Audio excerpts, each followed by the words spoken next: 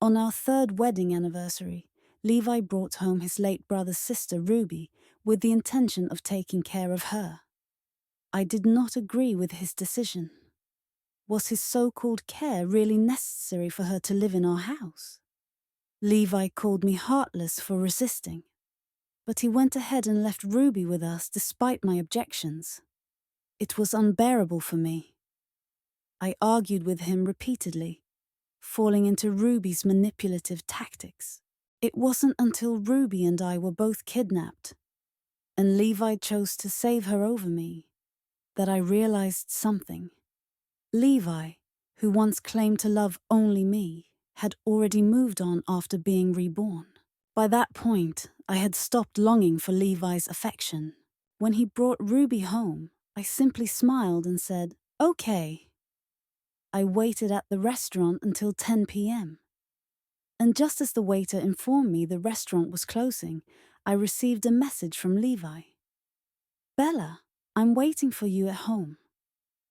As soon as I read it, my fingers curled and started to tremble uncontrollably. My eyes grew red. I had been reborn on the very night of our third anniversary. To celebrate, Levi had reserved the entire restaurant and meticulously decorated it. I had dressed up and arrived, but Levi didn't show up. His close friend Oscar had passed away unexpectedly, and before he died, he asked Levi to care for his sister Ruby. Levi took this responsibility seriously and brought Ruby home that same night. His excuse was eerily similar to what had happened in my past life. "Ruby has no family left. I can't just abandon her." How had I responded in my past life? I had opposed him wildly, accusing him. "Does your care really mean she has to live with us? We are husband and wife. Why don't you respect my feelings?" In return, Ruby had cried with sadness, and Levi had reprimanded me coldly, calling me heartless. Levi allowed Ruby to stay in our home despite my protests. Afterward, Ruby and I became embroiled in endless arguments and misunderstandings. I did everything I could to bring back the Levi who once loved me. But compared to Ruby's fragile, pitiful demeanor, my grievances seemed like petty tantrums in Levi's eyes. Ruby even threw away the kitten I had cared for 2 years, and Levi couldn't bring himself to scold her. When Ruby and I were kidnapped together, Levi didn't hesitate to abandon me and rescue her. This time, when faced with Levi's serious expression and Ruby, who was hiding behind him, feigning tears, I simply smiled and said, "Okay, since you've decided, let her stay." Levi's eyes narrowed, filled with doubt. "Bella, do you really agree?" I tilted my head, offering a small smile. "She's your late friend's sister. Of course, it's only right for you to take care of her. I'm your wife, and I trust your judgment, so why would I refuse?" Levi opened his mouth to say something, but then said nothing. I asked the housekeeper to prepare a guest room for Ruby on the first floor. In my previous life, after a huge fight, Levi had insisted Ruby stay on the second floor, purposely going against me. This time, I decided to take control. Levi, feeling guilty, wouldn't argue with me. That night, I refused to let Levi sleep with me. He thought I was just throwing a tantrum and said some harsh words, but it wasn't until he heard me coughing that he remembered I had spent the entire night alone in the cold wind at the restaurant. Feeling guilty, he had the housekeeper bring me cold medicine and promised that he wouldn't let me down again. I replied listlessly, Levi's movements stiffened, but he said no more. After tucking the blanket around me, he quietly left for the guest room. Finally, peace settled in. I turned over, hugged my cat, Buddy, and fell asleep. The sleep wasn't due to the cold. It was the first time in my past life that I had been tied up in a freezing factory for 2 whole days, too terrified to sleep or cry. My nerves had been on edge for so long that I couldn't endure any longer. This time, my sleep was deep and peaceful. I didn't wake up until nearly noon the following day. Ruby was in the living room packing her things. When she heard me come downstairs, she briefly glanced at me, but didn't say anything, continuing to organize her clothes. She even ordered the housekeeper to bring her coffee, acting as if she were the lady of the house. In my previous life, I would have reacted to her provocation like a balloon about to burst and would have fought with her. But now, I was indifferent. I ignored her and walked into the dining room. Without needing to instruct him, the housekeeper immediately brought me breakfast.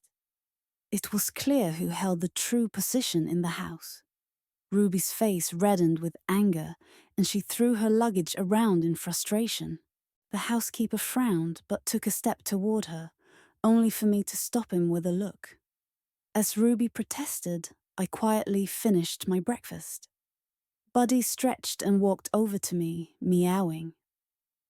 I picked him up and held him, basking in the warm early autumn sunlight, feeling completely at ease. Levi must have given the housekeeper prior instructions, because once I finished my meal, workers entered the house. They quickly packed Ruby's things and moved them to her room. Then they set up Levi's anniversary gifts. Luxury jewelry, custom dresses, limited edition bags, and the latest sports cars all piled in the living room. These were all gifts Levi had given me out of guilt.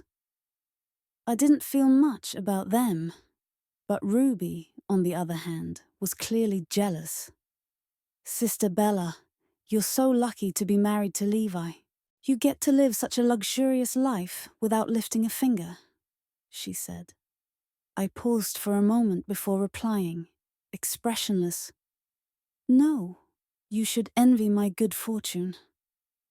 After all, I lived this way even before marrying Levi." Ruby's eyes instantly turned red. She was Oscar's illegitimate daughter. When she was brought into the Oscar family, they were already bankrupt. She had never experienced any wealth or luxury, so her deepest insecurity was her background. "But my brother always told me that girls should be independent and have their own careers," I continued. "I've always followed his advice and never allowed myself to slack off."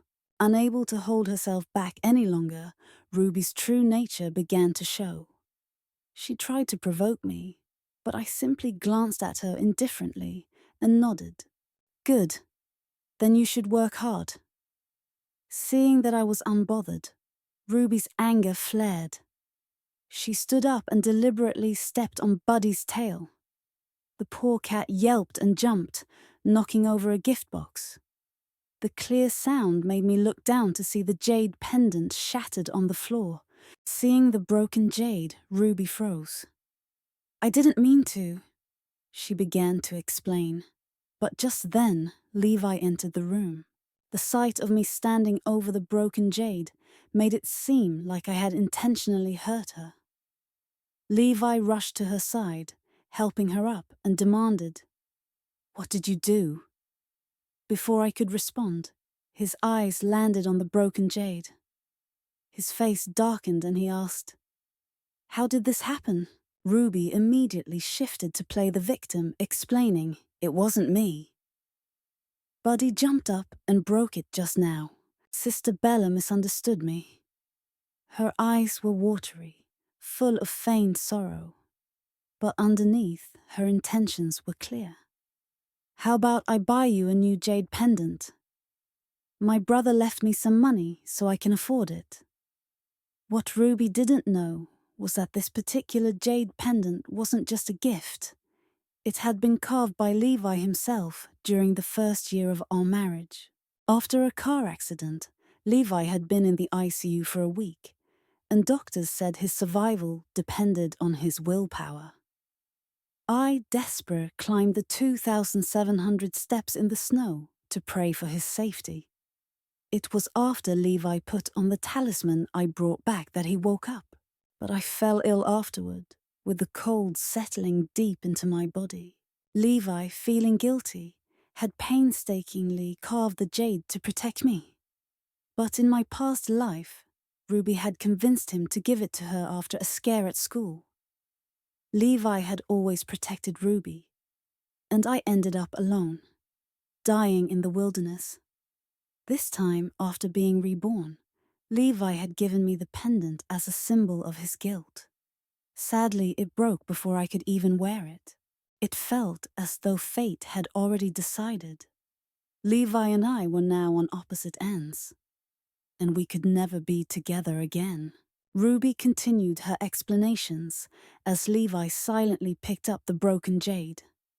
After holding it for a moment, he told her to go back to her room. "Forget it. If it's broken, it's broken. I'll carve another one for you. This time I'll use a better piece of jade," he said casually. His tone, so dismissive, made me incredulous. "Levi, this was something you carved for me. Ruby broke it. How can you say, if it's broken, it's broken?" He frowned, helpless. "Bella, she just lost her family. She feels insecure. Can't you be more understanding?" "Then who will understand me?" My chest tightened, and my breathing quickened. "Levi, you said you carved this pendant to protect me. I waited for 2 years. How much longer do you expect me to hold?" When Ruby showed up at lunchtime, she picked at her rice, looking like she was about to say something but decided against it. I acted like I didn't notice, but Levi couldn't help himself and asked, "What's wrong?" Ruby looked like a nervous rabbit. She glanced at me before quickly shaking her head, signaling that it was nothing. It seemed as if she was trying to imply that I had bullied her.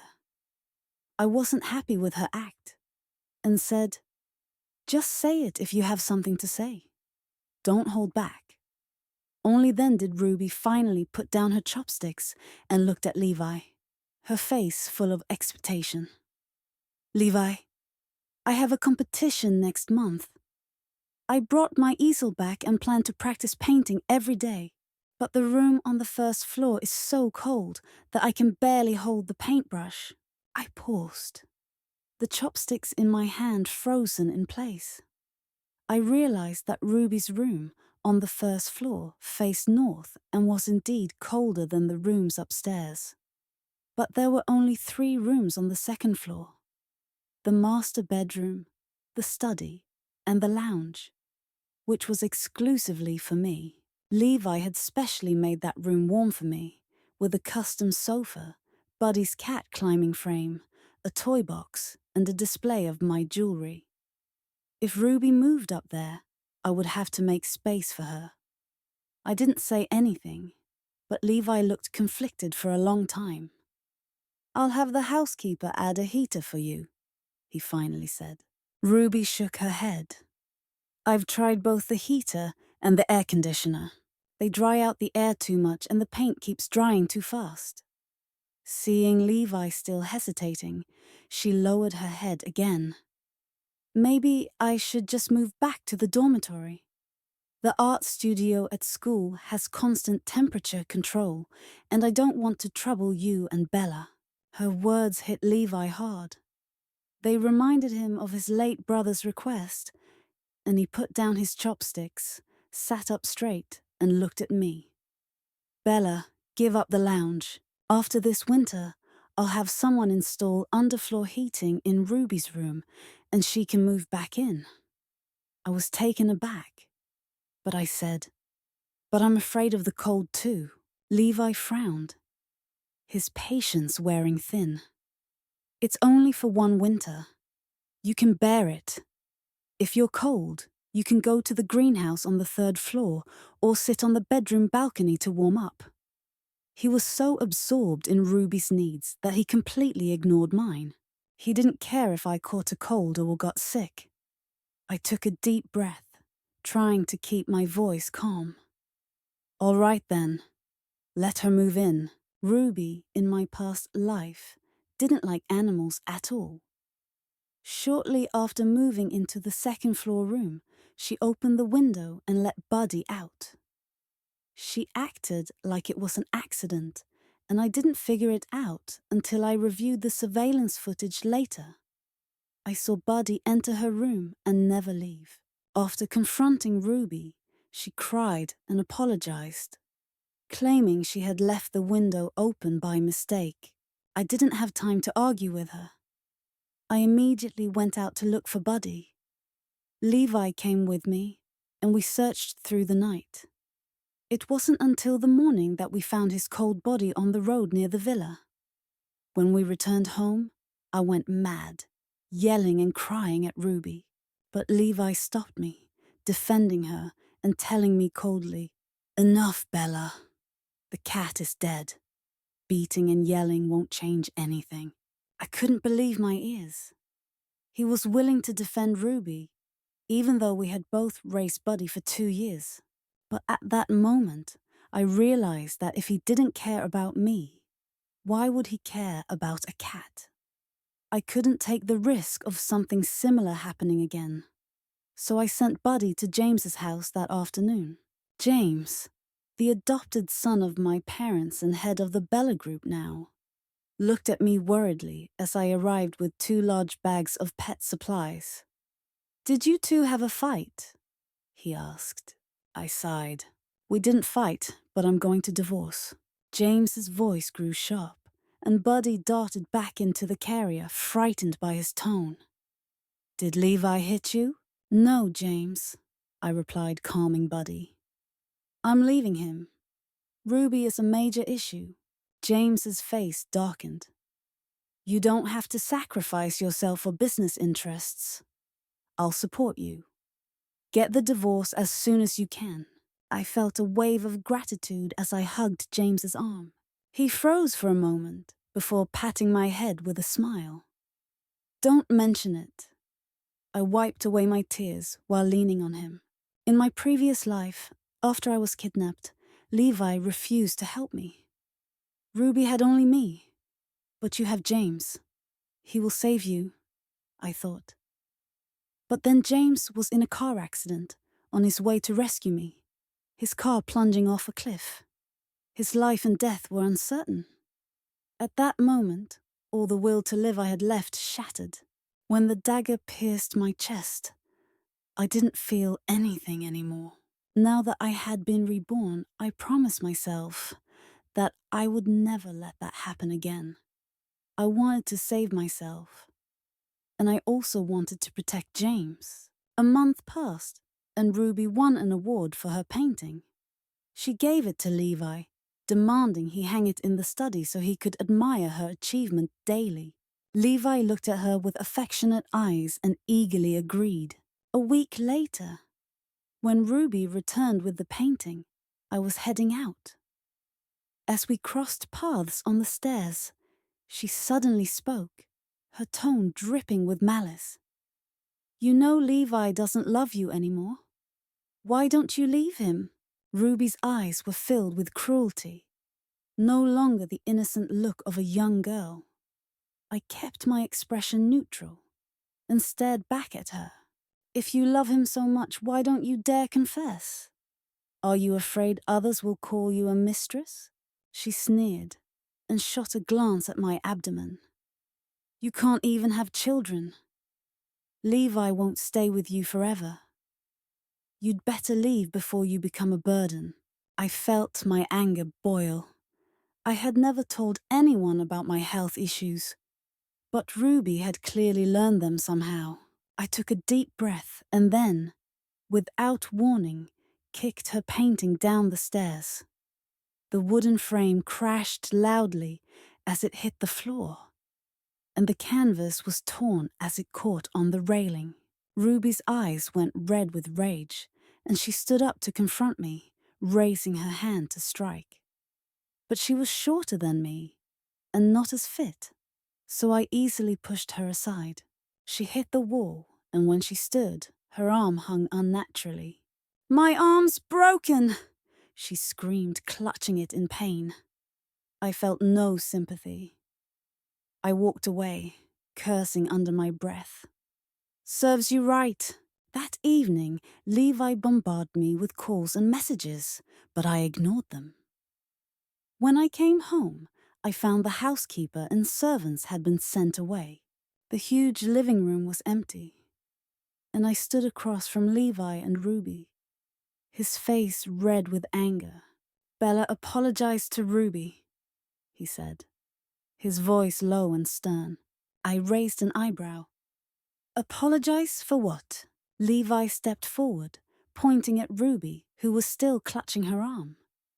You destroyed her painting and hurt her. You should apologize. I didn't flinch. Do you believe everything she says? Have you checked the surveillance footage? Ruby, with a smug look on her face, declared. The surveillance video is broken. She thought I would be forced to apologize under Levi's pressure. But she was wrong. I had already suspected that Levi had secretly destroyed the footage. With newfound confidence, I met Ruby's gaze. Ruby, when you found out the surveillance was gone, you pretended to be wronged, thinking Levi would believe you, didn't you? Ruby hesitated, ready to defend herself, but Levi spoke up impatiently. You don't need to scare her. Apologize to her now.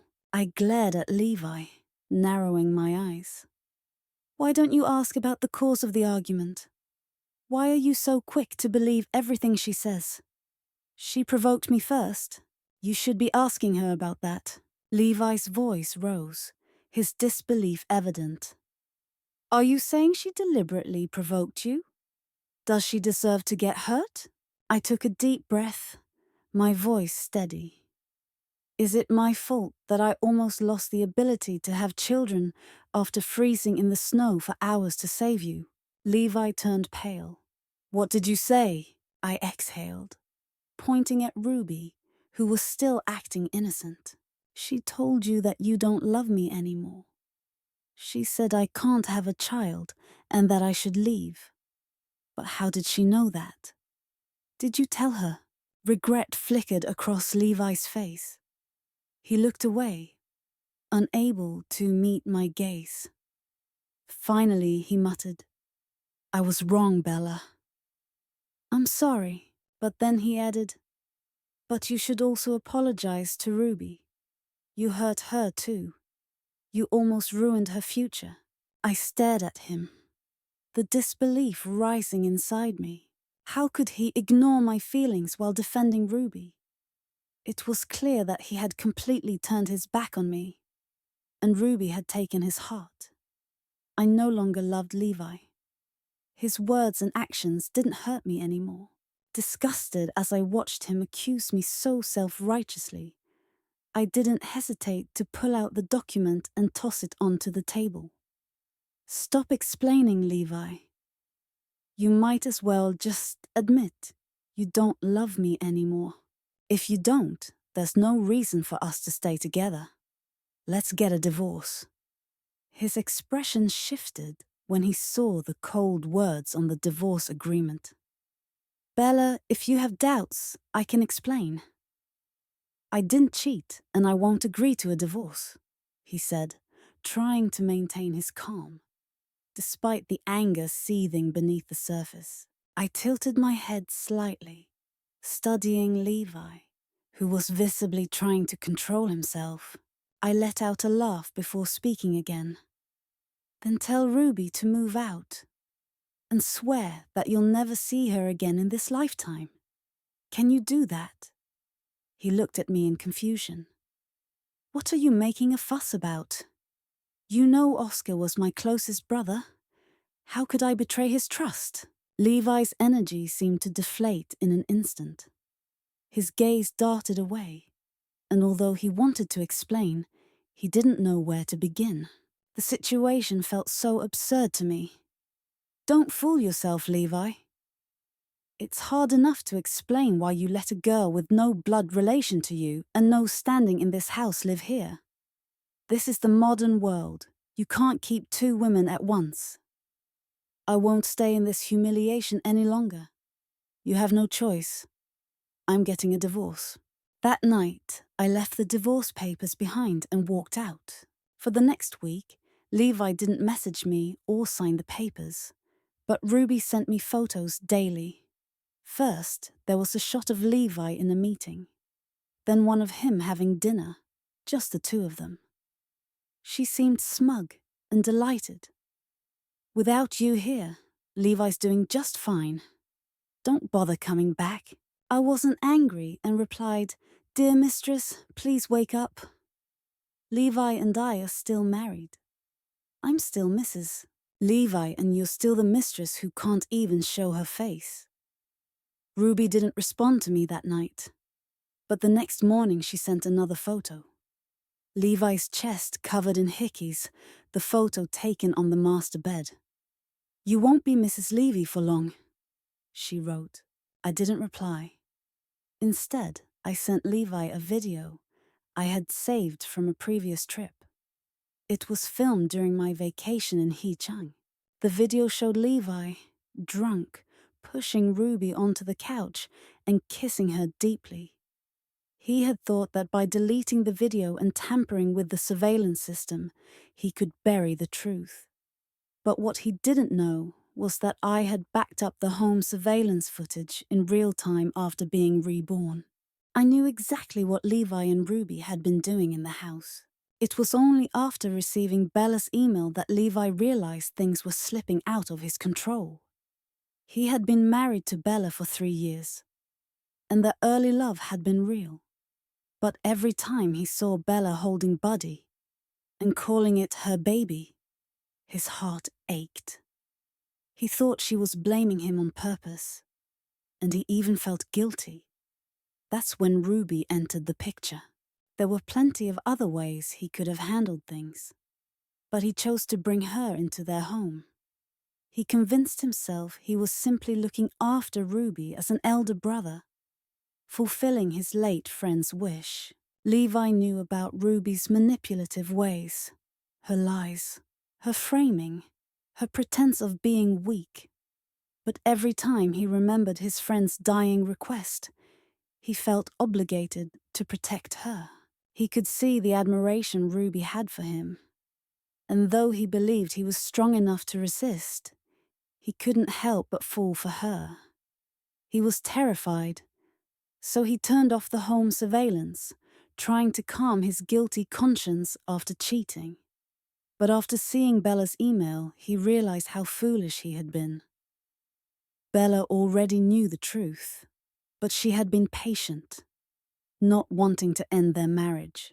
If Ruby hadn't intentionally provoked her, Bella might not have exploded. The marriage could have continued, and it was all Ruby's fault. Levi regretted his actions, thinking that if he had been more careful and controlled Ruby, things could have been different.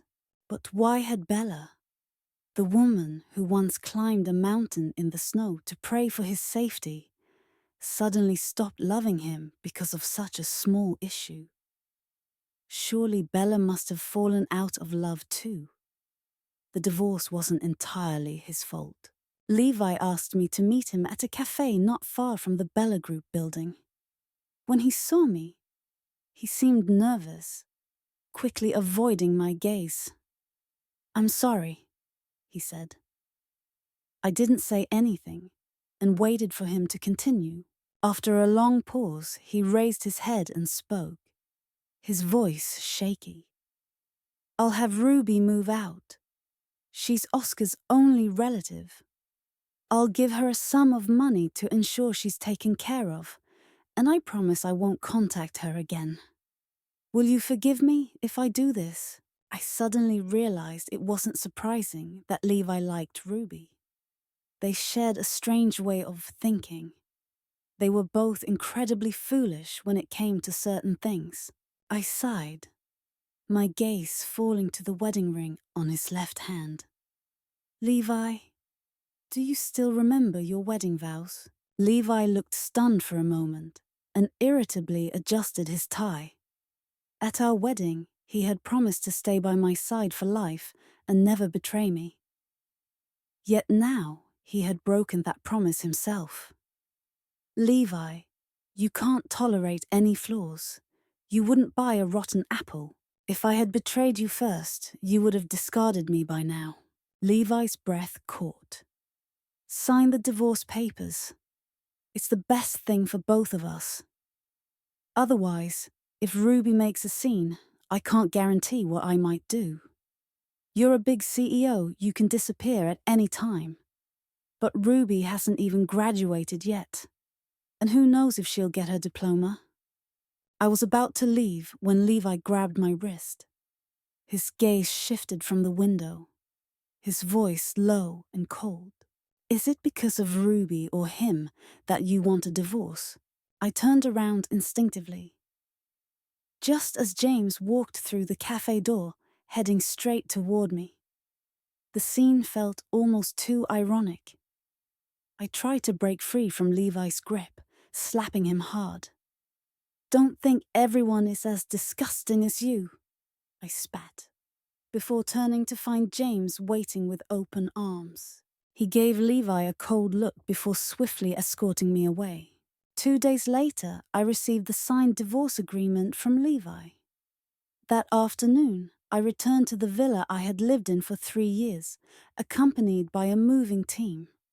I packed up all my things, from the expensive custom dresses and jewelry to the plastic fridge magnets bought at a roadside stall. I wasn't leaving a single thing behind for Levi and Ruby.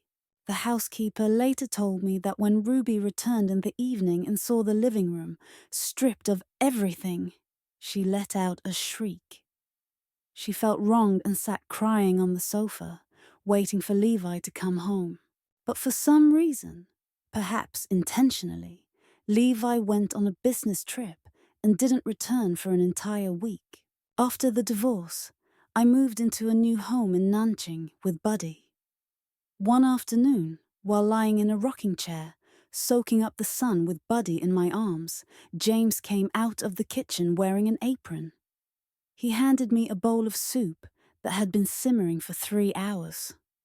One taste, and it was so delicious. It felt almost otherworldly. Watching James as he helped me organize my bookshelf, I couldn't help but think back to what Levi had said in the cafe.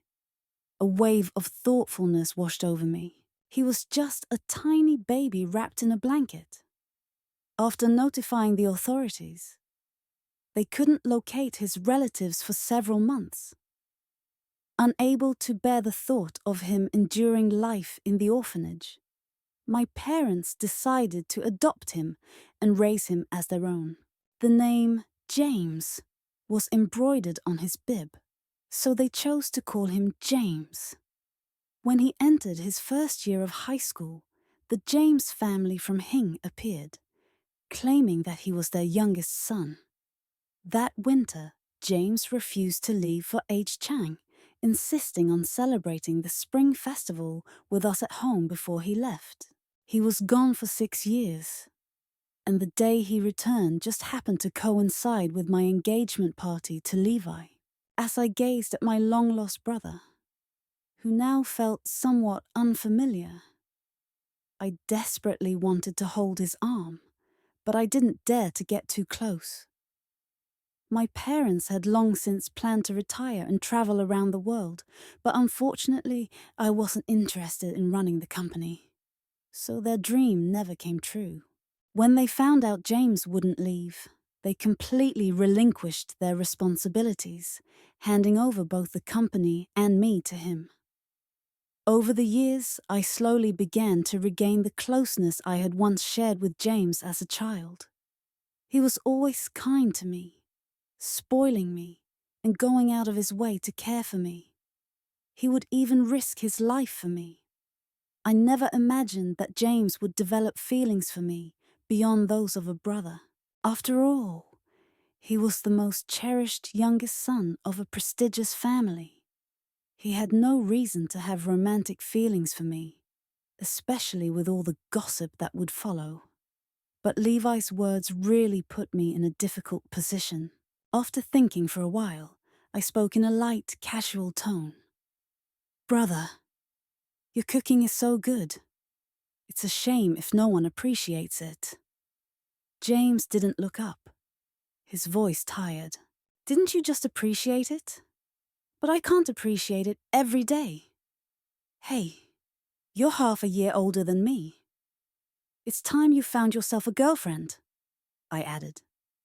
Before I could finish, James gave me a cold look.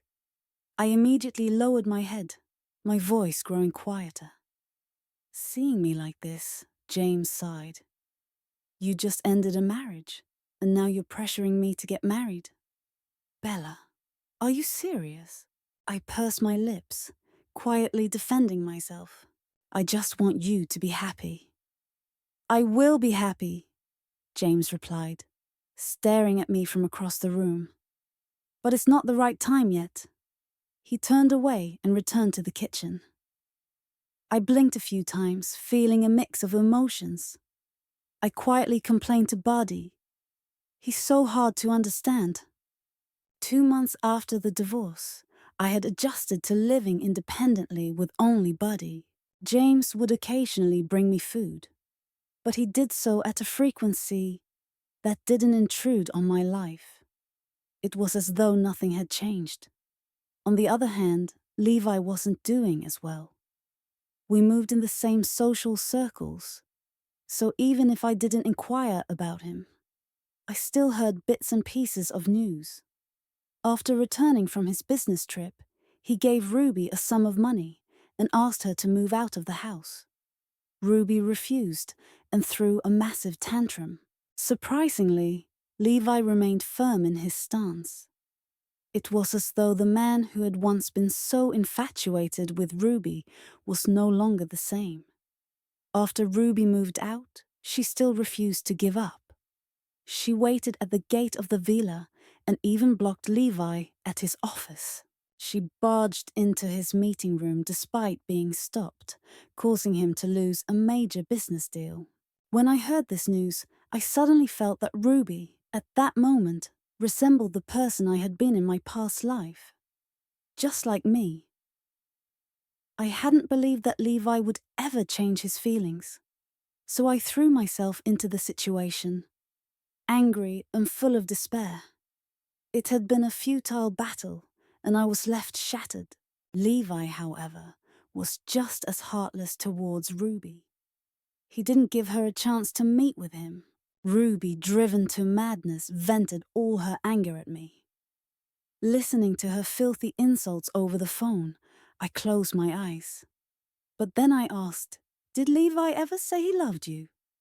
The cursing abruptly stopped, and for 2 seconds there was silence before the call ended. I had watched the home surveillance footage, and whenever Levi was with Ruby, he never said anything inappropriate. He never made any promises. He acted like a confident manipulator, relishing Ruby's admiration for him. It had been the same with me. Otherwise, Levi wouldn't have so openly brought Ruby into our home, repeatedly testing my limits and pushing the boundaries of my patience. Levi was a complete scumbag. Recently, Levi had tried to reach out to me through work or through friends, but I had rejected all attempts. Then I received an invitation to a charity dinner hosted by the Levi Group Foundation. The foundation had been established in my name by Levi after he recovered from his illness. It was also a project I had poured a lot of effort into while we were married, so I couldn't turn it down. That night, Levi walked straight through the crowd toward me. As he approached, I noticed how haggard he looked, the toll Ruby had taken on him, evident in his appearance. Even his custom suit couldn't hide his exhaustion. "Bella," he said, his voice low. "I've already asked Ruby to move out. Can you give me a chance to start over?" I couldn't understand Levi's way of thinking. I took half a step back to put some distance between us. "Levi, I don't love you anymore. We're already divorced. There's no point in saying these things." Levi wasn't willing to give up so easily. He was about to speak again, when an argument broke out outside the door. It was Ruby, fighting with the doorman because she didn't have an invitation. Levi's face instantly darkened and he rushed towards her. I didn't know how he calmed her down, but 10 minutes later, Levi returned alone. He tried to walk toward me again, but staff stopped him, informing him that it was time for his speech on stage. Levi asked me to wait for him, but my eyelids kept twitching, and I felt uneasy. I left the banquet hall before he finished his speech. Unexpectedly, I ran into Ruby in the underground garage. Her hair was a mess, and her lace dress had multiple footprints on it from where the security guards had stepped on it. She looked like a broken doll, but the sight sent a chill down my spine. "Bella, I want you dead. Only then will he love me," she spat, pulling out a knife and lunging at me, screaming. I immediately started running, shouting for help. But as I turned a corner, I stepped on my skirt, spraining my ankle and losing my balance, falling down the stairs. In the next instant, Ruby caught up to me. I screamed and curled into a ball, bracing for the pain. But there was no pain. Instead, a few drops of blood fell beside my ear. I turned around and saw Levi standing above me. The dagger had pierced his back and come out through his chest. In the emergency room, Levi had a long dream, as if he was infused with memories from another parallel world. In that world, Levi completely betrayed his original vows. He fell in love with Ruby, betraying Bella. He knew Ruby's bad qualities, but he indulged her, making Bella suffer over and over again. When Bella was kidnapped, Levi didn't hesitate to choose Ruby's life over hers. The reason was simple. Ruby had only him, while Bella had James to save her. However, things didn't go as planned. James had a car accident while rushing to save Bella and fell off a cliff, fearing things would spiral out of control.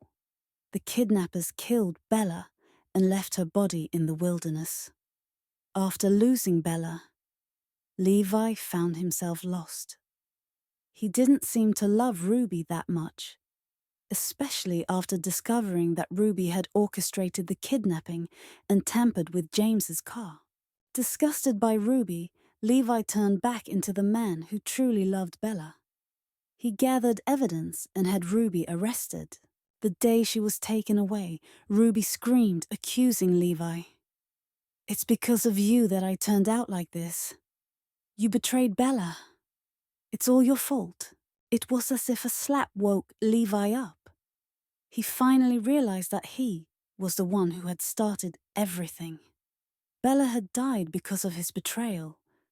The reality of it was too much for him to bear. After staying awake for 2 consecutive nights, Levi swallowed an entire bottle of sleeping pills.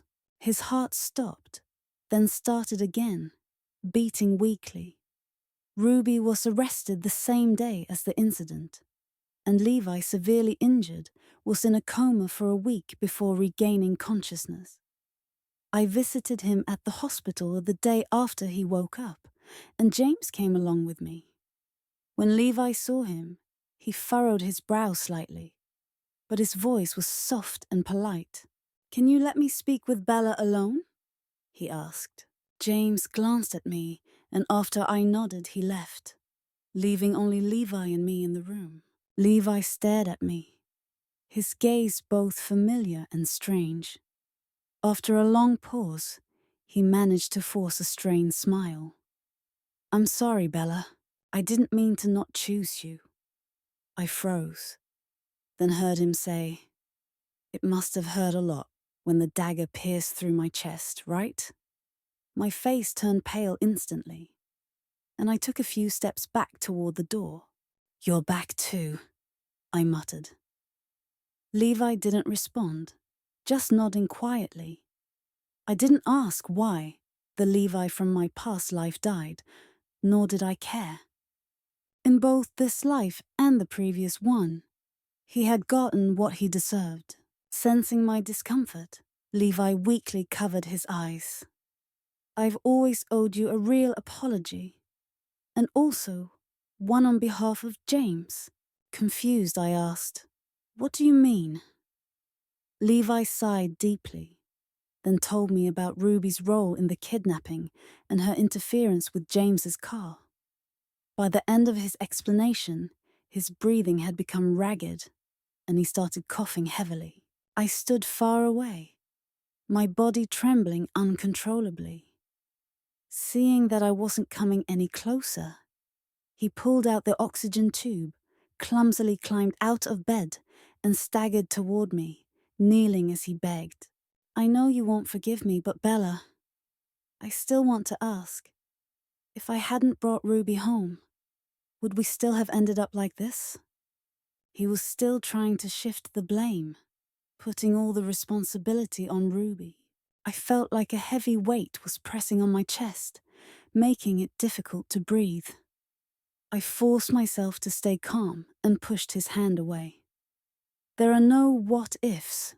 Then I ignored him as he lay on the floor, unable to stand, and quickly opened the door to leave. At the end of the corridor, I found James. He had just finished a phone call and was heading toward me. "Brother," I said, quickening my pace, and threw myself into his arms. I could no longer hold back and broke into tears for the first time since my rebirth. That was the last time I saw Levi. I later heard that he hadn't been in good health since his discharge from the hospital. He had become withdrawn and began drinking heavily. In just half a year, he was hospitalized 3 times. The company's performance took a nosedive, and the board of directors had started to question him. But none of this mattered to me. James had picked up a little calico kitten from downstairs at the company, afraid he wouldn't be able to care for it properly. He brought it to me so we could raise it together. He visited occasionally, bringing toys, cat food, and my favorite snacks. He even made me special meals. He took great care of me, never making me feel uncomfortable or unwanted. He never pressured me for answers, nor did he try to take the next step too quickly. Some things needed time, and there was no rush. 5 years into my marriage to Edward, the girl he'd been seeing at a hotel was exposed. Everyone soon learned about it. To protect her from being labeled as a mistress, Edward came to me with a divorce agreement. Laya's father helped me in the past before he passed away. He asked me to look after Laya. "Now that this has happened, I can't ignore it," Edward said. Over the years, Laya had always been Edward's top priority in my previous life. When I heard those words, I completely broke down. I made a scene, and I was initially reluctant to divorce. I ended up suffering from severe depression because of Laya's words. "Sister doesn't look sick at all." Edward concluded that I was faking illness and accusing me of playing hard to get, thinking I was trying to frame him for cheating. He then directly sued for divorce. That was when I realized I could never compare to Laya. I despaired and tried to take my own life. When I opened my eyes again, I didn't hesitate to sign the divorce papers. "Emily, after this is over, shall we remarry?" Edward asked me. While sitting on a stone bench in the garden, Edward came to me with Laya. Just 3 hours earlier, Laya had been exposed by paparazzi as potentially being Edward's lover. The whole internet was digging into her past, calling her the mistress who had ruined the sweet love between Edward and me. Edward's image as a loving husband collapsed, and the stock prices of the Edward Group began to drop. In my previous life, when Edward came to me with the divorce papers, I was so angry that I ripped out every rose he had planted for me in the garden and screamed at him about his relationship with Laya. She had clearly been nothing more than the daughter of my mentor. There were countless ways to solve the issue, but Edward chose to sacrifice me instead. All because he didn't want Lyra to fall into deeper depression. What he didn't know was that during that time, I had also been diagnosed with moderate depression. "Emily," Edward called again, pulling me from my thoughts. I lowered my eyes, focusing on the divorce papers on the stone table. Edward knelt beside me, looking up at me with intense eyes, his warm hands holding mine. His tone was coaxing. "Emily, just do this for me, okay? We'll tell the public that our marriage has long been nothing more than a formality, and we've been intending to divorce for a year. We just couldn't find the right time." I stayed silent for a long while, and then Lyra, standing behind him, wore a white dress with Edward's coat draped over her shoulders. Her lips were pale, and her eyes were red. "Sister Emily, please help me. My mother committed suicide due to depression from cyberbullying. I don't want to follow in her footsteps. Please, I'll kneel for you. Just help me," Lyra pleaded. She bent down to kneel. But before she could, Edward quickly got up, supported her, and protectively held her in his arms. His face was dark as he hissed, "What are you doing?" Lyra paused, her voice weak and trembling. "I just wanted to make Sister feel better." Impatience flashed across Edward's face. He turned to me, and all the previous tenderness vanished. "Emily, I didn't come here to negotiate with you. I've made up my mind. If you don't want to divorce, don't blame me." I met his gaze calmly, and his words faltered. I knew what he was about to say. He would tell me that he had his ways of making me sign the papers. "Emily, you know my methods. I have thousands of ways to make you comply. If it comes to suing for divorce, you can't win against the Edward Group's lawyers." Those were his exact words in my previous life. Later, I was framed and caught in a series of compromising situations with male models, with evidence that seemed to conclusively prove my infidelity. Overnight, I was branded as a promiscuous woman, and Edward and Lyra became the innocent victims. "I can sign it, but you have to promise me one thing." I finally spoke. Edward looked up at me and nodded. He handed me a pen. I took it and signed the divorce papers without any change in my expression. "Don't you want to read the agreement again?" Edward asked, frowning. "No need," I said, smiling slightly. He was left with nothing.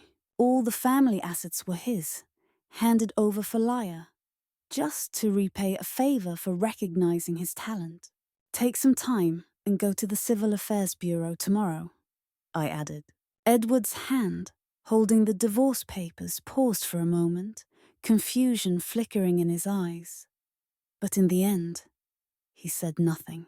As they left, Leia looked back at me with a sarcastic smirk, her lips silently forming the words, "You lost." Indeed, I had lost. I had lost my entire life. But I wasn't going to lose again. A while later, my phone screen lit up. It was a message from Edward. "Emily, I'm sorry that you were wronged in this matter. Once it's all over, I'll throw you a grand wedding banquet and we'll marry again. I can't just let Lyra's depression get worse. You understand, right?" I looked at his words and couldn't help but laugh, tears welling in my eyes. It was the same in my previous life. Edward, in his desperate attempt to force me into divorce, had asked his friends to come up with schemes while drowning in alcohol. But he forgot one thing. Those friends were also mine. Julian had earnestly advised Edward not to sacrifice his marriage for Lyra's sake, trying to mediate with me, urging me to understand Edward. He said Edward valued friendship above all else, without Lyra's father recognizing Edward. It's for your reputation. I paused for a moment, taken aback, then let out a bitter laugh. Edward was threatening me again, attempting to use the same tactics from my past life to force my compliance, slandering me and making me suffer under the weight of public opinion until I had no choice but to submit. I still couldn't determine whether Edward saw me as his wife or his adversary. Now, he wanted to make our relationship public, and I was no exception. The press conference was held in the grandest hotel in Jingbei, and the journalists invited were among the most powerful in the industry. When Leela, dressed in a kipao, linked arms with Edward, the reporters immediately crowded around them. Edward instinctively shielded Lila, smiling as he blocked the microphone, saying, "Please wait. I'll answer your questions one by one. Could you please step aside?" His voice was soft, and when he glanced up, his eyes met mine, which were also surrounded by reporters. For a brief moment, I hoped Edward might come to my aid, but instead, he looked away casually, smiled, and walked with Lila to the stage as if I weren't even there. I couldn't help but curl my lips in a sarcastic smile. The closest reporter, probably just an intern, nervously handed me the microphone and asked, "Miss Emily, is it true that you've divorced Edward?" I smiled and nodded, replying, but my smile didn't reach my eyes. He owed it to me. It was a compensation for missing my birthday, because he was too busy taking care of Lila. In my past life, I had been pleased by the island Edward bought for me. But later, I found out the idea had come from Julian. The island was chosen by Edward's assistant, and he didn't even know where it was. "Do you still love Edward?" the intern asked, visibly nervous. The reporters around me fell silent, and even Edward on the stage turned to look at me, a frown knitting his brows. I kept my gaze steady, then smiled faintly and said, "No, I don't." I didn't stay to hear the rest of the interview. After Edward clarified that our marriage had been only a formality for the past year, I left. Overnight, I became the discarded object that Edward no longer wanted, while Lila was presented as the innocent victim in this public debacle. The interview dominated social media for days, and the topic continued to gain traction. Particularly, Edward's words were widely quoted. Lila and I had intended to divorce a year ago, but we didn't find the right time. Originally, we wanted to handle it quietly, but now that innocent people are involved, we need to clarify things publicly. Miss Lila is not the one responsible for the breakdown of my marriage. She is simply the person I owe everything to, thanks to my late teacher. Some of Edward's fans sided with him, claiming that the fault in our relationship came from my inability to accept any imperfections, and that I had wrongly perceived their pure brother-sister relationship as something else. They criticized me for being petty and accused me of not understanding Edward's loyalty and righteousness after 5 years of marriage. The topic remained popular, and I became the target of intense online backlash. After receiving the divorce certificate from the Civil Affairs Bureau, I was on my way out when Edward called out to me, "Don't take the internet comments to heart. Before long, everyone will forget about this." I paused and let out a soft chuckle. Both of us were being slandered online, yet the difference in public perception was staggering. "Emily, the Spring Festival is only 2 months away. Would you consider remarrying early next year?" he asked, approaching me. But as he moved closer, I stepped back, my gaze shifting toward the journalists, now being held back by bodyguards. Edward seemed to realize his mistake and halted in place. "Edward, I'm going back to Gangchang. I haven't visited in a long time.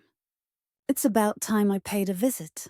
I'll pick you up during the spring festival, he said. But I interrupted him calmly. I won't be coming back. His faint smile faltered, replaced by confusion in his eyes. I added, when I agreed to sign the divorce agreement, you promised me something. It's time for you to keep that promise. Edward stared at me in silence. When I had first been reborn, I spent only a few seconds processing my emotions, love and hate for him swirling inside me. At first, I had wanted to tear up the divorce agreement and fight with him, but in the end, I had chosen reason over emotion. After a long pause, I finally smiled and said, Edward, I hope you never show up in front of me again. With those words, I walked away, leaving Edward frozen, unable to respond. He felt a strange unease wash over him, as though something precious was slipping away. Just like when I calmly signed the divorce papers in the past. He had expected me to put up a fight, perhaps even create a scene. But I had not. I had simply picked up the pen and signed without any change in my expression. That calmness unsettled him, and for a moment he had the urge to stop me. But he didn't. He thought it didn't matter. He assumed I still loved him.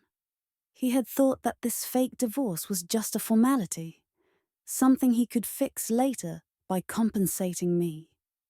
But Lila was different. She was a person he couldn't afford to hurt.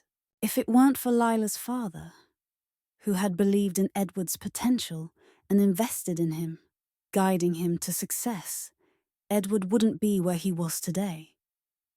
He owed everything to Lila's family. Before Lila's father died, he had asked Edward to protect her, to ensure her well-being.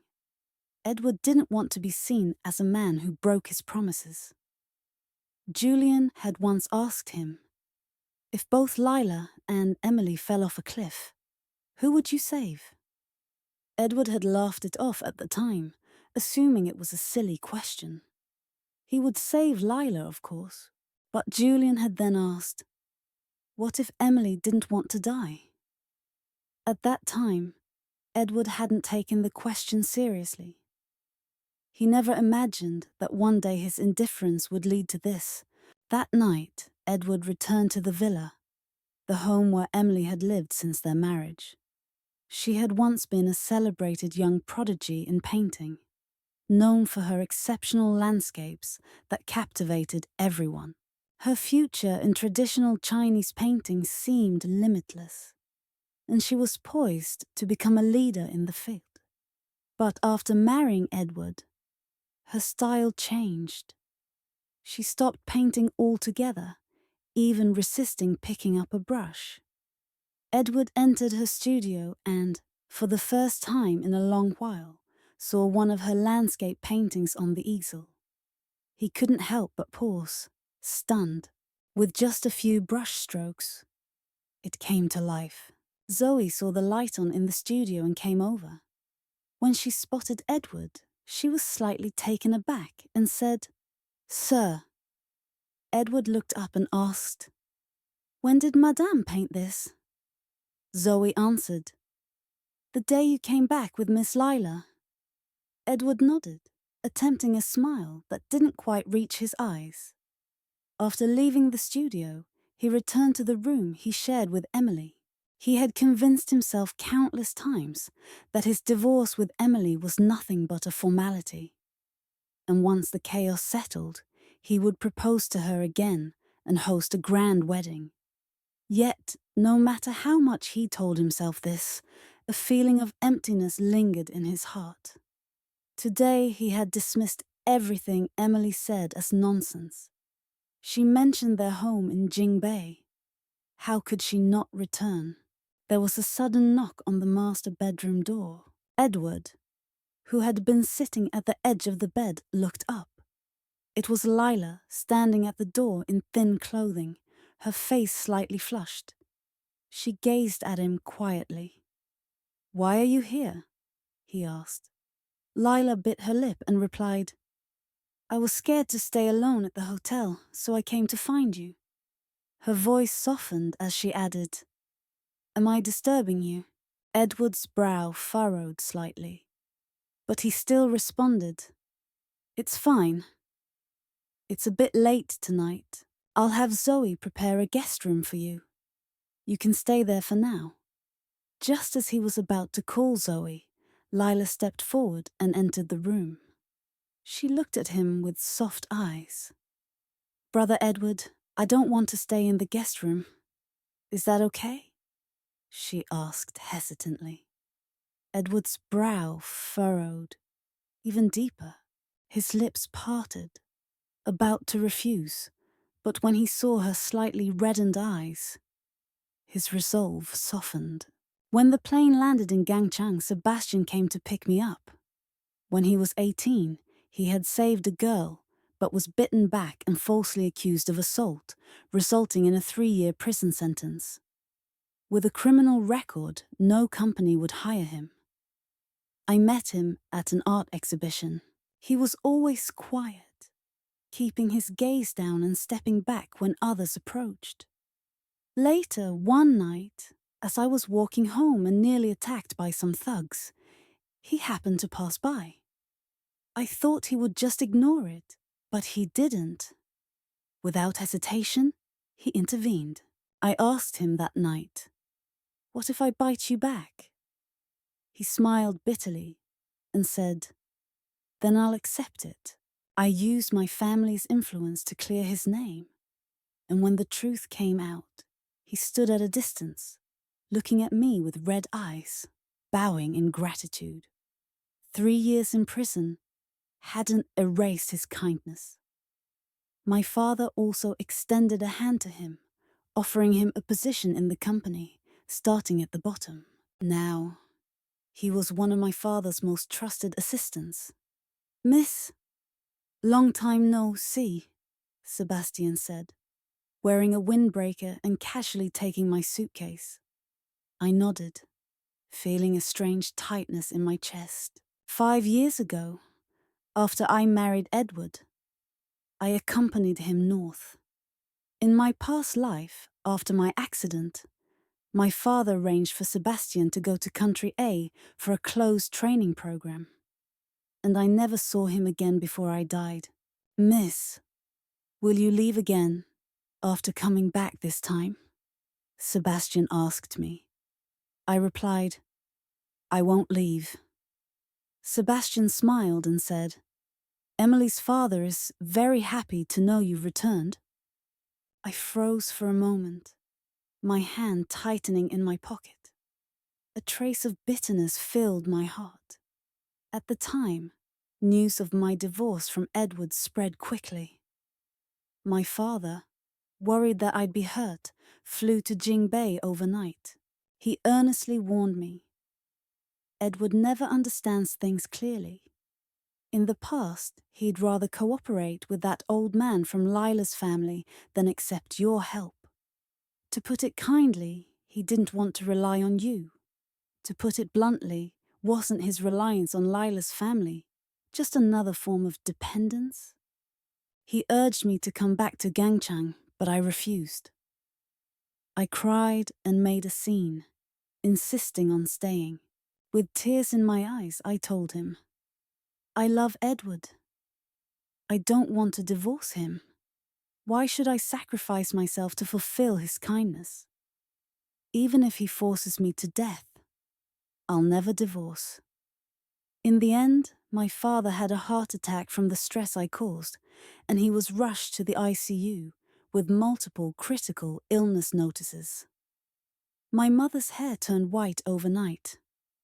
When my father woke, he said nothing, but I knew he was deeply disappointed in me. Before my mother passed, she still tried to reason with me, saying, "Your father has never interfered in your decisions, but Edward is not a good match for you." At that time, I refused to listen, determined to keep hitting a brick wall. It wasn't until I lost my life that I finally understood. I wasn't as important to Edward as I thought. "Are they all okay?" I asked Sebastian. He nodded. "The company is doing very well, and Emily's father and mother are both in good health." I smiled, meeting his cold gaze. "Thank you, Sebastian. Thank you for fulfilling my filial duties on my behalf." Sebastian shook his head. "It's the least I could do. If your father and you hadn't helped me back then, I might have died in some corner long ago." The topics on social media were still constantly changing. What had started with Lila being labelled Edward's mistress had now evolved into accusations against me for being heartless and ungrateful. Just yesterday, paparazzi took pictures of Sebastian and me at the airport. And now they were claiming I had cheated, which was why my marriage to Edward fell apart. I couldn't help but laugh. As I lowered my eyes to look at the screen of my phone, I saw a message from Lila, who had added me through a small account. She had sent me a photo of her staying overnight at the villa on the mountain the previous night. "Edward let me stay last night. What do you think he'll do tonight?" she taunted. "Edward is a man with a strong sense of responsibility. Now that there are no ties left, Emily, your husband is mine." She was trying to provoke me, but I was already calm, unaffected. Sebastian poured me a cup of tea and handed it to me, his face filled with concern. He glanced at my phone screen and said in a deep voice, "Miss, I will avenge all the wrongs you've suffered." I didn't respond to him, instead asking, "I heard your father introduced you to many young ladies from noble families and even tried to arrange a marriage. Why did you turn it down?" Sebastian looked surprised by my question. He lowered his eyes and gently rubbed the rim of his teacup, deep in thought. After a long silence, I asked again, "Is it because of me?" Suddenly, he looked up, but when his eyes met mine, he quickly averted his gaze. In the past 5 years, although I hadn't seen Sebastian, he never forgot my birthday. Each year, he sent a lavish gift and from time to time transferred money to my account, practically giving me everything he earned. I refused his offers many times, but he persisted. Eventually, I called him and lost my temper for the first time. "Sebastian, you saved me once, and I helped you once. We're even. It was my father who got you into the company, and you've achieved everything on your own. You don't owe me anything, Sebastian. I'm not your creditor. What you're doing is only going to harm my marriage and make Edward misunderstand the connection between us." After that, Sebastian stopped sending me money. And when he gave me gifts, it was always in moderation. "Sebastian, I've told you that you don't owe me anything," I said. Once I finished speaking, Sebastian pressed his lips together and replied, "No," his lips curving slightly into a faint smile, his eyes filled with affection. "I care for you, miss. I know there's a huge difference between us, and I've never expected you to look at me the way I look at you, but I do have feelings for you. I don't want to deceive myself, and I don't want to hold anyone back either." When he finished speaking, I raised my eyes and looked at him. He was my age, but far more mature than me. When I first met him, he had been timid and out of place, but now he had become the pillar of the company, the person my father valued most. Last night, when I returned to my old house, my father and I had a long conversation about the future of the company and my own future. In the end, he asked me 2 questions. The first was, "Do you still love Edward?" I shook my head, answering no, but I remained silent when he asked the second one. "Are you willing to marry Sebastian?" My father had been planning to retire soon. Although Sebastian had worked for him for years, he wasn't part of the Emily family by blood. Initially, I had been confused by the question, but now I had my answer. "Sebastian, would you marry me?" I asked. 2 days later, in Jingbei, Edward sat in the studio, his eyes fixed on the interview with Emily and the intern from that day. The intern had asked her, "Do you still love Edward?" Emily smiled and replied, "No, I don't." Those 3 simple words left him feeling inexplicably despondent. He replayed the clip over and over, searching for any hint of something in Emily's eyes. But there was nothing. Frustrated, he opened the chat with Emily, only to find that the last message was a reminder he had sent her to go to the Civil Affairs Bureau for the divorce certificate at 9 o'clock. She had replied with a simple, "Okay," and then there had been no further messages. In the past, Emily had always clung to him, sharing everything with him, big or small, and he had always responded quickly. Now, when he scrolled through their chat history, he found it mostly consisted of Emily talking to herself. Occasionally, he would reply with a quick, "Okay," or "Got it."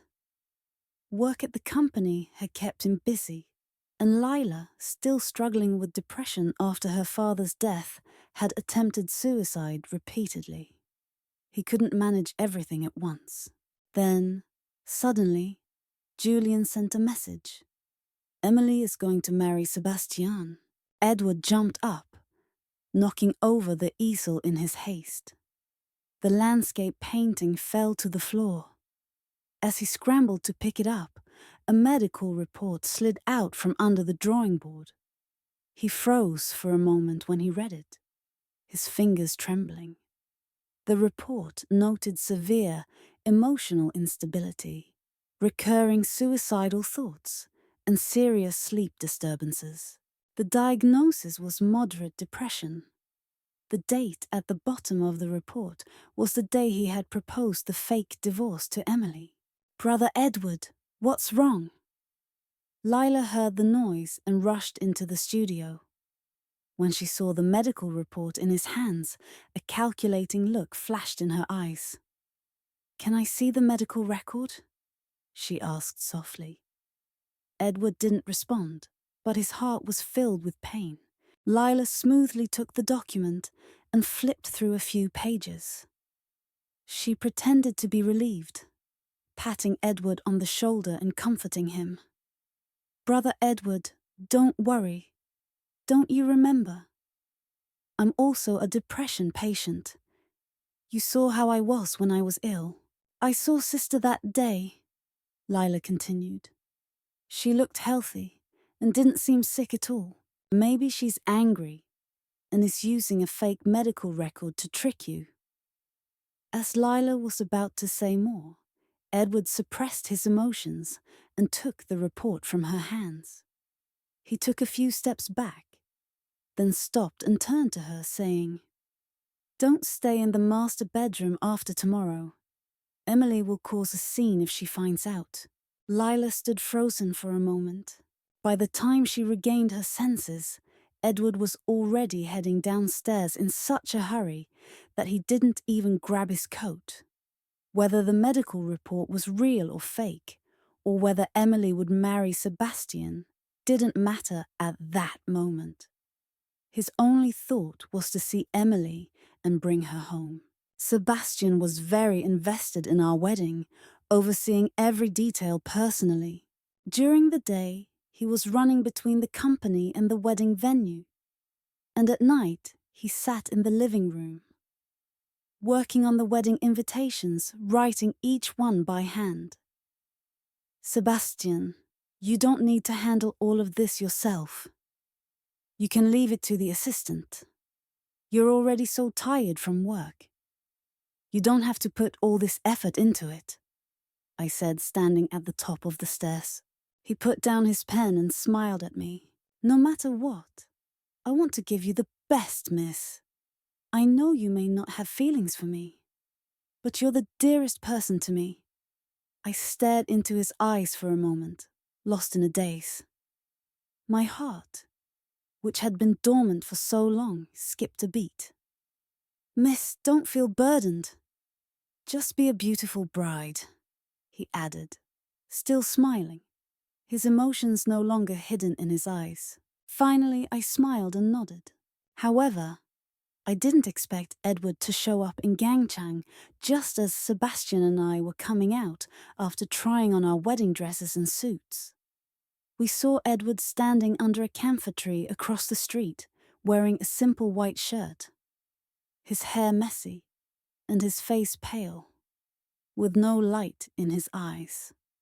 After his gaze lingered on the hand Sebastian and I were holding, he looked away. Edward forced a smile and called out, "Emily, I've come to take you home. Let's not wait until early next year. Let's go back and remarry, okay?" He took a few steps toward us, but Sebastian instinctively moved in front of me. I stopped him, straightened his slightly askew tie, and said softly, "Wait for me in the car. I'll be back soon. Mom has cooked your favorite dishes. We'll go home together later." Sebastian looked down at me, the corners of his lips curling slightly, as he replied, "Okay." He gave Edward a brief glance before walking toward the garage. Now only Edward and I were left on the roadside. He instinctively took a step towards me, but I quietly stepped back and said softly, "Edward, we should keep some distance. If the paparazzi take photos of us, there will be rumors on social media again about me deliberately bothering my ex-husband." Women were always judged so harshly, no matter the situation. The incident with Lila was a perfect example. Clearly, it had been Edward who couldn't figure things out from the beginning to the end. But in the end, I was the one blamed for not being magnanimous enough. "Emily, Edward's voice trailed off, his smile bitter, his eyes dull. "I've already asked my assistant to handle the situation on the platforms. I'm sorry you've been wronged. I didn't realize how many troubles you've been going through." "Didn't know?" I asked, my tone calm. "If you'd known that public opinion could cause someone to spiral into depression, you wouldn't have chosen to divorce me just to help Lila."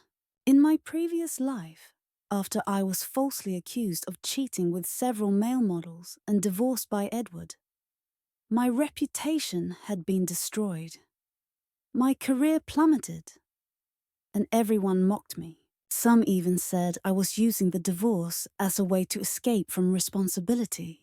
She even approached me and asked, "Emily, after everything your ex-husband has done to you, how can you still face living?" If I were in your shoes, I would have jumped off the 18th floor. She still referred to herself as Mrs. Edward. Edward didn't care about her at all. If he did, how could he have pushed her to the edge of death? Later, I found myself battling insomnia every night, sitting by the French window, staring out at the lights of thousands of homes. In an attempt to erase Edward from my life, I burned down my studio and destroyed everything he had ever given me. I thought that by doing this, I could rid myself of him from my heart. That was how I tried to release all my pent-up anger. I hated that the boy who once adored me had pushed me to the point of despair. In the end, I tried to take my own life by cutting my wrists. Even now, I still remember the sensation of my blood slowly flowing out of my body. Edward opened his mouth to speak, but when the words were about to leave his lips, he couldn't bring himself to say anything. In the end, he just lowered his head helplessly. "Emily, I'll make it up to you," he said. I couldn't help but laugh bitterly. I had heard that same sentence too many times. After Lila's father passed away, Edward left on the night of our engagement banquet, saying, "Emily, something has happened to Lila." I need to go see her. On our wedding day, Lila tried to commit suicide again. After he had returned me to the bridal chamber, he never came back that night. At that point, I was already uncertain about continuing this relationship. But when I saw Edward's exhausted face, I endured it. I loved him, and because of that, I was willing to go through everything with him. Every time he broke a promise, it always ended with the same words. Emily, I'll make it up to you in the future. Edward always thought we had forever, but he forgot that love could be drained over time. In my past life, I couldn't tell whether I loved Edward or if I had just become obsessed with him. After a while, I said bitterly, Edward, I didn't ask for much, but you still couldn't take care of me. I'm also someone's child.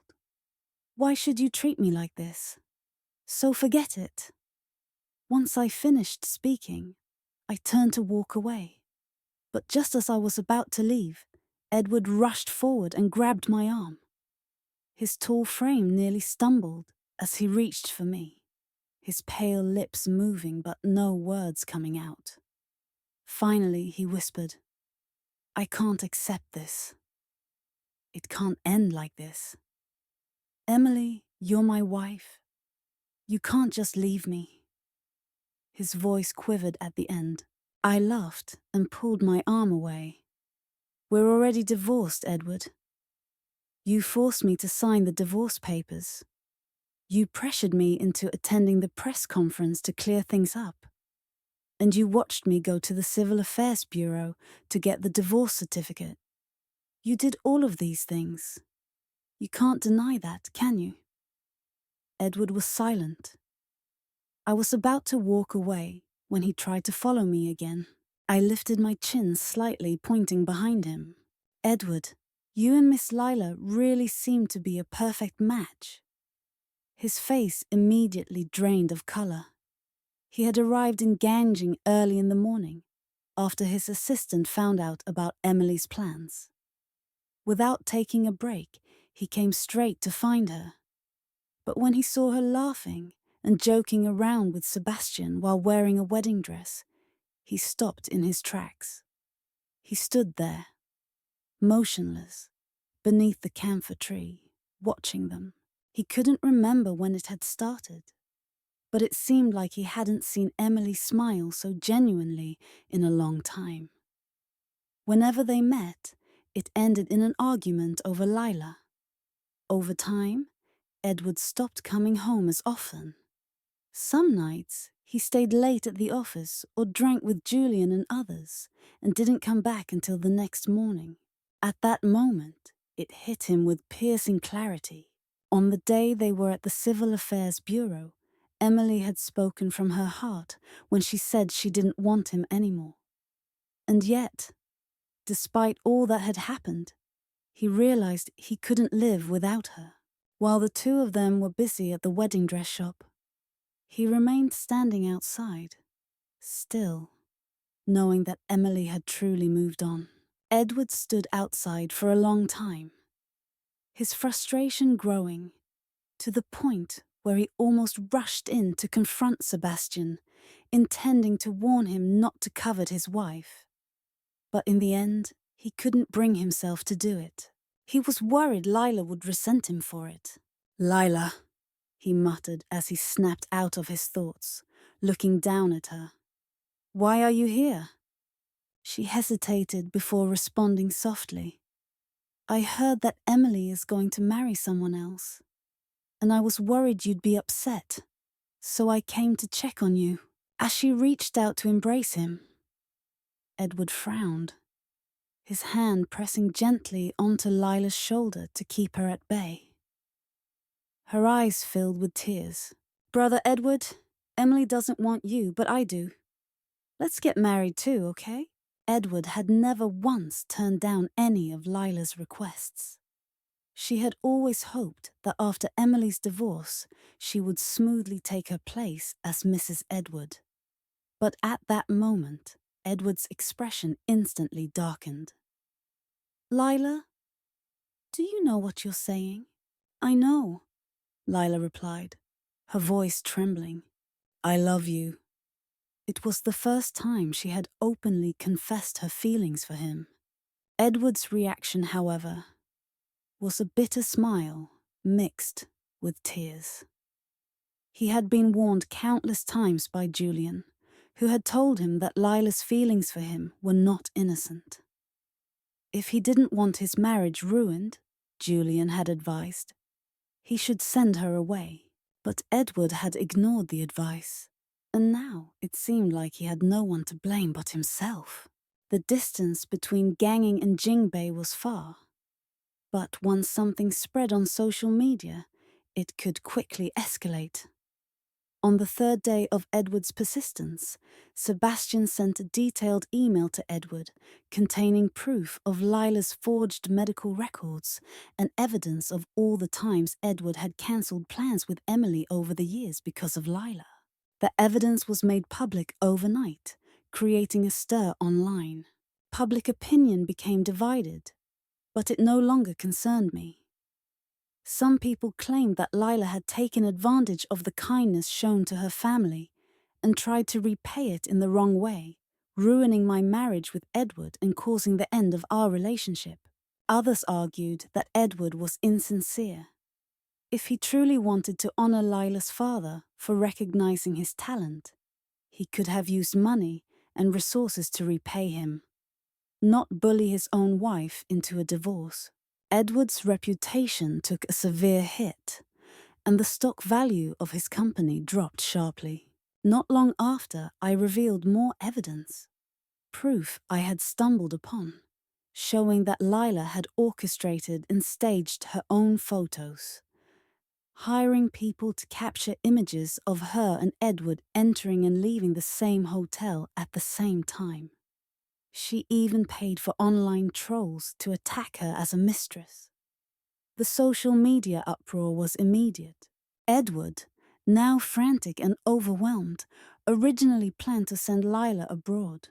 But after witnessing the backlash, he nearly lost control and nearly strangled her on the roadside. He demanded to know why she had done it. At first, Lila tried to play the emotional card. But when Edward nearly choked her, she suddenly burst into maniacal laughter and admitted, I just wanted to be Mrs. Edward. I just wanted to force Emily to divorce you. If you truly loved her, I wouldn't have found any loopholes. Enraged beyond measure, Edward collapsed, vomiting blood, and fainted on the spot. Bystanders filmed the scene, and the footage went viral online. Edward's downfall was swift. After regaining consciousness, he was delirious and was immediately removed from his position as president of the company. As for Lila, her disgrace was complete, and she was forced to leave the country. But tragically, she died in a car accident on her way to the airport. On my wedding day, Sebastian gave me a spectacular ceremony. The city was filled with a sea of flowers, and fireworks lit up the sky all night. Everyone knew about it. At one point, a guest joked that I must have accumulated great luck in a past life to marry someone like Sebastian. Sebastian sneered and ordered the person to leave the wedding. He then boldly declared, after we take our vows, I will be the living son-in-law of the Emily family in this life, and when I die, I will be the ghost of the Emily family. Sebastian understood that while I might not have only him in my heart, his kindness toward me had never wavered. On our wedding night, he held me tightly, as if he feared I would vanish or leave him. Eventually, I became so desperate that I took my own life. He explained in the letter that he hadn't intended to drive me to such despair, and hadn't known that I was ill. When he saw the bathroom covered in blood, his heart broke. He wished he had died instead. The letter ended with, fortunately, what happened in the dream never came true. There was also one more line. I'm sorry, I scoffed at the letter and casually tossed it, along with the medical report, into the trash. Sebastian frowned and asked, "Mississippi?"